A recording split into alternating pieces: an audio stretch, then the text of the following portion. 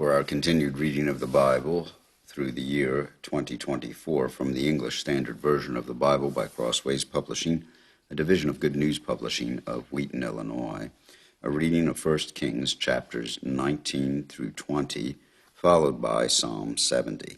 1 Kings chapters 19 through 20.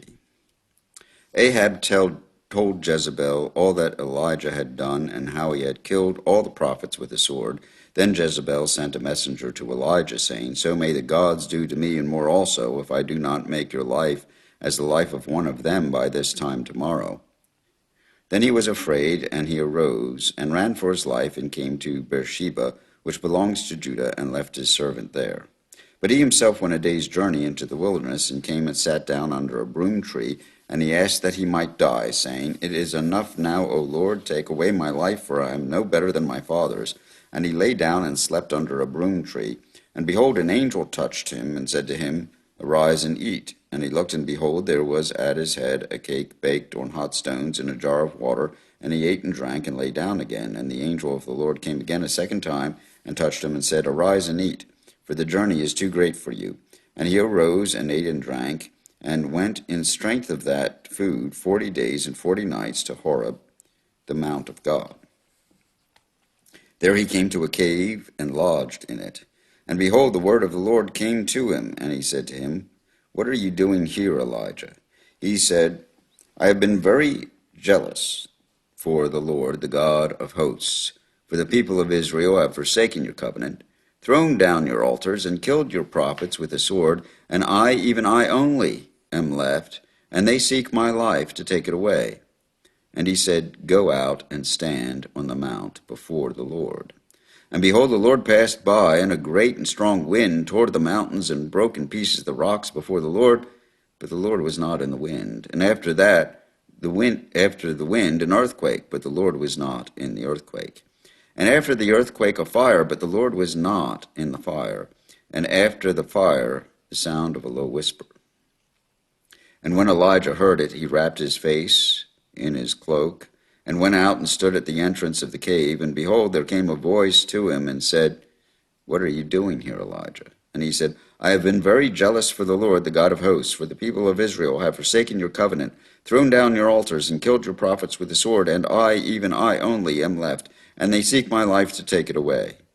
And the Lord said to him, "Go, return on your way to the wilderness of Damascus, and when you arrive, you shall anoint Hazael to be king over Syria, and Jehu the son of Nimshi you shall anoint to be king over Israel, and Elisha the son of Shaphat of Abel Meholah you shall anoint to be prophet in your place. And the one who escapes from the sword of Hazael shall Jehu put to death, and the one who escapes from the sword of Jehu shall Elisha put to death. Yet I will leave 7,000 in Israel, all the knees that have not bowed to Baal, and every mouth that has not kissed him." So he departed from there and found Elisha the son of Shaphat, who was plowing with 12 yoke of oxen in front of him, and he was with the 12th. Elijah passed by him and cast his cloak upon him. And he left the oxen and ran after Elijah and said, "Let me kiss my father and my mother, and then I will follow you." And he said, "Go back again, for what have I done to you?" And he returned from following him, and took the yoke of oxen, and sacrificed them, and boiled their flesh with the yoke of the oxen, and gave it to the people, and they ate. Then he arose and went after Elijah, and assisted him. Ben-Hadad, the king of Syria, gathered all his army together. 32 kings were with him, and horses and chariots, and he went up and closed in on Samaria and fought against it. And he sent messengers into the city to Ahab king of Israel, and said to him, "Thus says Ben-Hadad, your silver and your gold are mine. Your best wives and children also are mine." And the king of Israel answered, "As you say, my lord, O king, I am yours, and all that I have." The messengers came again and said, "Thus says Ben-Hadad, I sent to you, saying, Deliver to me your silver and your gold, your wives and your children. Nevertheless, I will send my servants to you tomorrow about this time, and they shall search your house and the houses of your servants, and lay hands on whatever pleases you, and take it away. Then the king of Israel called all the elders of the land, and said, Mark now, and see how this man is seeking trouble, for he sent to me for my wives and my children, and for my silver and my gold, and I did not refuse him. And all the elders and all the people said to him, Do not listen or consent. So he said to the messengers of Ben-Hadad, Tell my lord the king, all that you first demanded of your servant I will do, but this thing I cannot do. And the messengers departed, and brought him word again. Ben-Hadad sent to him, and said, The gods do so to me, and more also, if the dust of Samaria shall suffice for handfuls for all the people who follow me. And the king of Israel answered, Tell him, let not him who straps on his armor boast himself as he who takes it off. When Ben-Hadad heard this message, as he was drinking with the kings in the booths, he said to his men, Take your positions. And they took their positions against the city.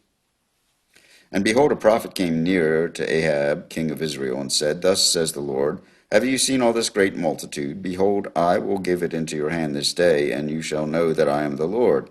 And Ahab said, By whom? He said, Thus says the Lord, by the servants of the governors of the districts. Then he said, Who shall begin the battle? He answered, You. Then he mustered the servants of the governors of the districts, and they were 232. And after them he mustered all the people of Israel, 7,000. And they went out at noon, while Ben-Hadad was drinking himself drunk in the booths, he and the 32 kings who helped him. The servants of the governors of the districts went out first. Then Ben-Hadad sent out scouts, and they reported to him, Men are coming out from Samaria. He said, If they come out for peace, take them alive, or if they have come out for war, take them alive. So these went out of the city, the servants of the governors of the districts, and the army that followed them, and each struck down his man. The Syrians fled, and Israel pursued them, but Ben-Hadad, king of Syria, escaped on a horse with horsemen. And the king of Israel went out and struck the horses and chariots, and struck the Syrians with a great blow. Then the prophet came near to the king of Israel, and said to him, Come, strengthen yourself, and consider well what you have to do, for in the spring the king of Syria will come up against you.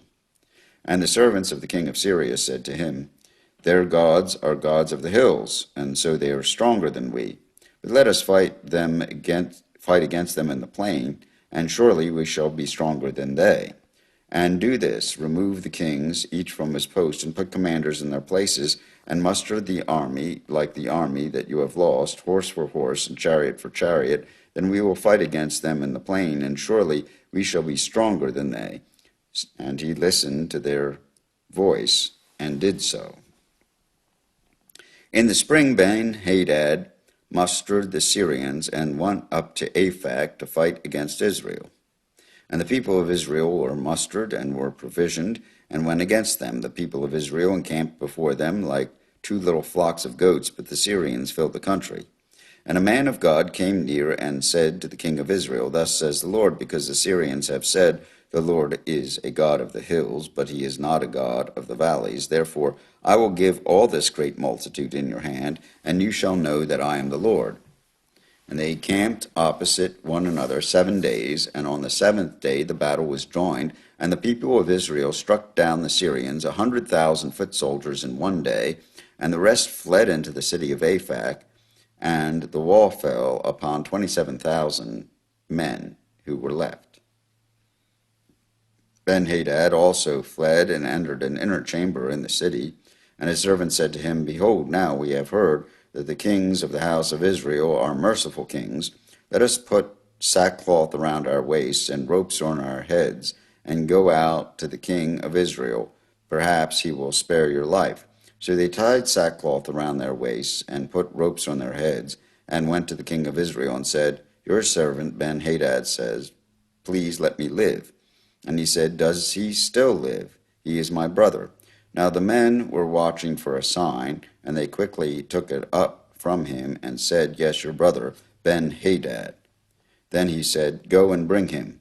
Then Ben-Hadad came out to him, and he caused him to come up into the chariot. And Ben-Hadad said to him, The cities that my father took from your father I will restore. and you may establish bazaars for yourself in Damascus, as my father did in Samaria. And Ahab said, I will let you go on those terms. So he made a covenant with him, and let him go. And a certain man of the sons of the prophets said to his fellow at the command of the Lord, Strike me, please. But the man refused to strike him. Then he said to him, Because you have not obeyed the voice of the Lord, behold, as soon as you have gone from me, a lion shall strike you down. And as soon as he had departed from him, a lion met him and struck him down. Then he found another man and said, Strike me, please. And the man struck him and wounded him. So the prophet departed and waited for the king by the way, disguising himself with a bandage over his eyes. And as the king passed, he cried to the king and said, Your servant went out into the midst of the battle, and behold, a soldier turned and brought a man to me and said, Guard this man. If by any means he is missing, your life shall be for his life, or else you shall pay a talent of silver. And as your servant was busy here and there, he was gone.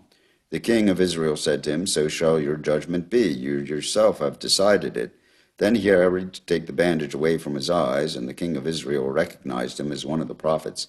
And he said to him, Thus says the Lord, because you have let go out of your hand the man whom I have devoted to destruction, therefore your life shall be for his life, and your people for his people. And the king of Israel went to his house, vexed and sullen, and came to Samaria. Here ends the reading of 1 Kings, chapters 19 through 20.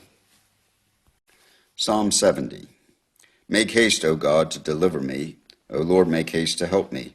Let them be put to shame and confusion who seek my life. Let them be turned back and brought to dishonor who delight in my hurt. Let them turn back because of their shame who say, Aha, aha. May all who seek you rejoice and be glad in you. May those who love your salvation say evermore, God is great. But I am poor and needy. Hasten to me, O God. You are my help and my deliverer, O Lord. Do not delay. Here ends the reading of Psalm 70 and these readings of 1 Kings and Psalm 70 from the English Standard Version of the Bible by Crossways Publishing, a division of Good News Publishing of Wheaton, Illinois.